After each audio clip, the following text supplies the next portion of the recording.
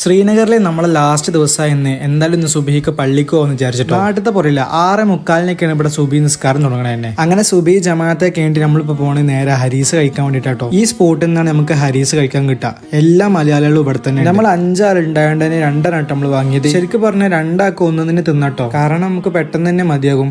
എന്തായാലും സാധനം നല്ല ടേസ്റ്റ് ഇട്ട്.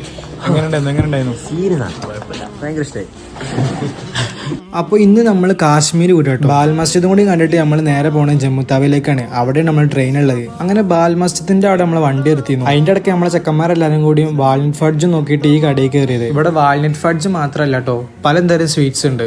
ശരിക്കുള്ള വാൾനട്ട് ഫഡ്ജിന്റെ ഷോപ്പ് അതല്ലാത്തതുകൊണ്ട് തന്നെ നമ്മൾ നേരെ പോയത് ബാൽ മസ്ജിദ് തന്നെയാണ്. അതിന്റെ ഉള്ളിൽ കയറി നിസ്കരിച്ചിട്ട് പിന്നെ കുറച്ചേരം അതിന്റെ പരിസരം കാര്യങ്ങളൊക്കെ നോക്കാൻ നടന്നിട്ട് ഇതിന്റെ അടുത്ത് തന്നെ ഒരു ലേക്കും കാര്യങ്ങളൊക്കെ ഉണ്ട് കേട്ടോ. അവിടെ കുറെ പേര് വന്നിരിക്കണൊക്കെ ഉണ്ട്. പിന്നെ നമ്മൾ പോയത് മൂൺലൈറ്റ് എന്ന പേരുള്ള ഒറിജിനൽ വാൾനട്ട് വരുന്ന ഷോപ്പ് കേട്ടോ. ഈ കാണാനാണ് ഷോപ്പിന്റെ ഉള്ളിൽ. ഇവിടെ വാൾനട്ട് മാത്രമേ ഉള്ളൂ. ഒരു കിലോത്തിന് 1250 റുപ്യക്ക് ഇതിന് വരുന്നുണ്ട്. ടേസ്റ്റ് നോക്കണം നീയത്തിൽ നമ്മളെ ചെക്കന്മാർ ഒരു പീസ് മാത്രം കഴിച്ചു. ഒരു പീസ് 2 കഷ്ണാക്കിയിട്ട് ഞങ്ങളും കഴിച്ചു.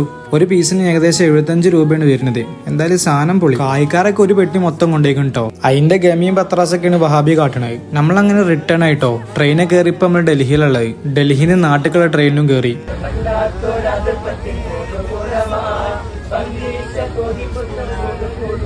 എന്തായാലും ഞങ്ങളെ പാട്ടൊക്കെ ഇട്ട് ഭായിമാർ ഞങ്ങൾ എല്ലാവരും നോക്കുന്നുണ്ടായിരുന്നു. ടൂർ കഴിഞ്ഞ് തിരിച്ചു പോവല്ലേ, കരഞ്ഞം കണ്ട് ഒരു റീഡ് എടുക്കാന്ന് പറഞ്ഞിട്ടാണ് വഹാബി കരയണത്. ഒറിജിനൽ അല്ല, ആർട്ടിഫിഷ്യൽ. അപ്പൊ എന്തായാലും നമ്മുടെ ട്രിപ്പ് സീരീസ് കഴിഞ്ഞിട്ടാ.